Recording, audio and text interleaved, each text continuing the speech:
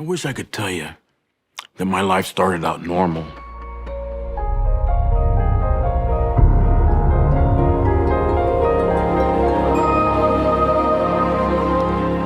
While I was growing up, I noticed that there were things wrong in my family. Dad would fight with Mom. I found out that I was not even my mother's child. I watched beatings and drinking and chaos. And I began to think that this kind of life was normal. My mom, or at least who I thought was my mom, left when I was 9. I think that's when the feelings of abandonment started. Dad was hardly ever home, and my older brother moved out. So I was pretty much left like alone. That's when I joined a local street gang, and I started fending for myself. I went through the foster home mill where I would be loaned out to different families for a certain amount of time until I finally got fed up and left. I really didn't know who I was or where I belonged in my teenage years. And so the only way I could release the pressure of abandonment was to fight. So I joined a local boxing gym. I got beat up quite a bit. After a while, my trainer Frankie said, "Boy, you need to get some wins under your belt." I said, "Frankie, what do you mean?" He said, "You just seem to be too scared to get into the ring and fight. The fight comes from within, boy." I lost fight after fight until finally I beat a boy in the ring. And then I won again and again until I started to get this cocky attitude when I got in thinking I could beat up anybody.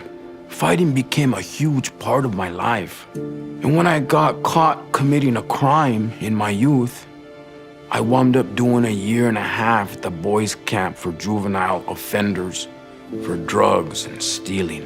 After I got out, I went to the old neighborhoods and started bumming cigarettes and sold them for 25 cents each.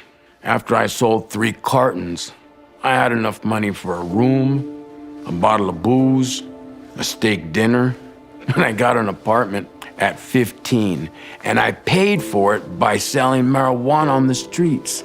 My social worker said, "You can't live like this." So I was ordered by the court to go to a foster home. The family I was assigned to were members of the Church of Jesus Christ of Latter-day Saints, and the father was a bishop. It was great to have an understanding of how a functional family worked. They had great kids, who I called my brothers, and a mom and a dad who actually cared for me. I felt like I belonged. For that period of my life, I didn't feel abandoned. I felt safe. 1 year later, I found myself serving a mission for the church in Denver, Colorado. After my mission, I got married, and I had 3 kids. And I started my trade as an electrician. I was awarded a contract for minority participation on federally funded projects, and I was doing great. But I wanted to purchase a home for my family. I couldn't afford it, so I went back to selling drugs. During the 1980s, cocaine was king, and I figured out how to make it and sell it. Unfortunately, that involved going back to the gang life. I was buying and selling from local street gangs, people who I knew when I was young. I started to see the power and money that comes from that lifestyle. I started using drugs again and became an addict. My wife eventually caught me rocking up 4 ounces of cocaine and took the kids and left. My whole life fell apart at that point. After she left, those feelings of abandonment resurfaced and I lost all sense of self-worth. I'm sure those of you who have ever been in addiction can relate. It's a lonely place, full of doubts and fears, second-guessing yourself. And you don't think you belong anywhere. I fell into addiction in the worst way. Not only did I use, But I sold and helped peddle poison to people I didn't even know, not realizing that I was destroying their lives as well as mine. And it brought me to a dark and lonely place. I started to wonder why I was even alive and if God would even care.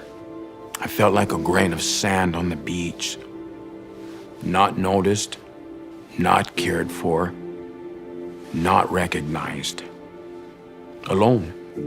I also saw people being brutalized over the drug trade. I saw people's lives taken. People fought over territory and power and money. In the corruption of addiction and in seeing power and money, you witness the loss of life. You witness the loss of freedom. You lose everything you used to take for granted. The more people died, you wind up thinking it's normal. You get used to it. It just became a part of the trade. You became desensitized. I've been arrested at least 40 times in 4 different states. Some of the correctional institutions can be very violent. Watching men beat each other half to death can take a toll on your psyche. There are 2 kinds of people in correctional institutions: predators and prey. I learned how to fight in the ring as a kid, but there I found myself fighting for my life. In 2014, I was at the county jail fighting a 15-year prison sentence. I was looking at a 2nd-degree felony, and the only witness I had on my behalf was a 19-year-old co-defendant who had just got released from jail and overdosed on heroin and died on his mother's bed before the trial. It looked as though there was nothing I could do to keep myself from going to prison for 15 years. I frequently prayed in my cell and asked the Lord for a miracle. I remember asking for the God of Israel to come and do battle for me because I knew it would take a God to rescue me. My cell turned into my sanctuary. I would pray, read scriptures, and have spiritual experiences, all the time surrounded by prisoners who didn't even believe in God. It was my only escape. When the other inmates saw that I was praying, they taunted me, saying, "Why are you asking for jailhouse Jesus to come rescue you? Man up, you're going to do 15 years. In the bleakness of the night, surrounded by concrete and bars, I remembered a dream I had years before. In my dream, the Savior came across a long beach, and he found me, and he picked me up with his 2 fingers and looked at me and called me by my name and said, "I remember you, and I'm with you."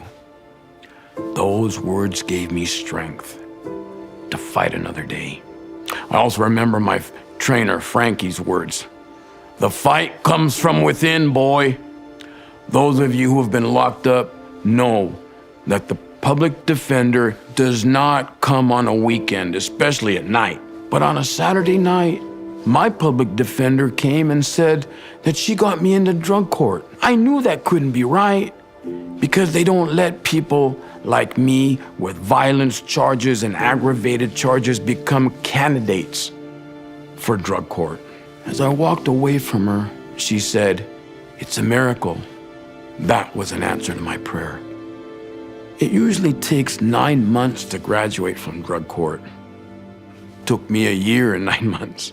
When I graduated and I got out, I had to pay $20,000 in restitution fees. I had to pay supervision fees. I had to pay urinalysis fees and drug court class fees, all at the same time making a small, meager salary by stacking chairs at a local convention center.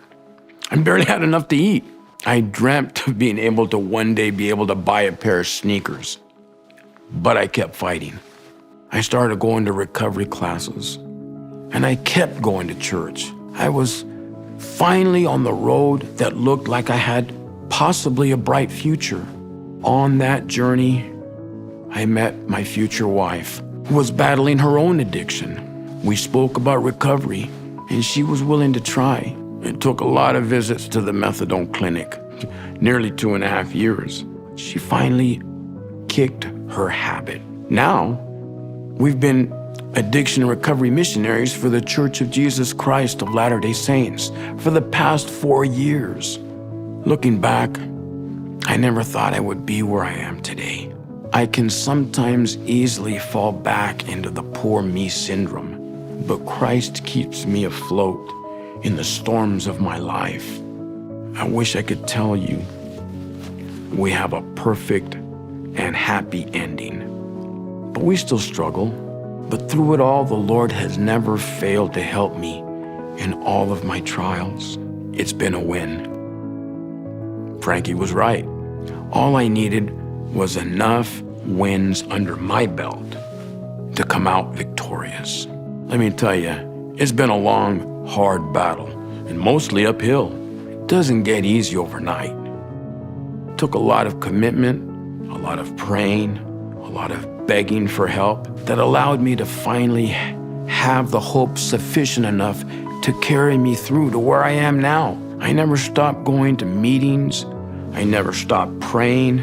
But most of all, I never stopped serving others. As long as I offered to help someone in need, as long as I kept encouraging those who suffer to keep up the fight, as long as I kept going to work, I continued to have the hope I needed to win. Now, after 8 years, I have quite a few wins under my belt. For those of you who are still suffering with addiction, for those of you who still are fighting an uphill battle, for those of you who are struggling with hope, rest assured, help is on the way. Jesus is in the ring with you and with me. He says, quote, "Fear not, it is I. Be not afraid."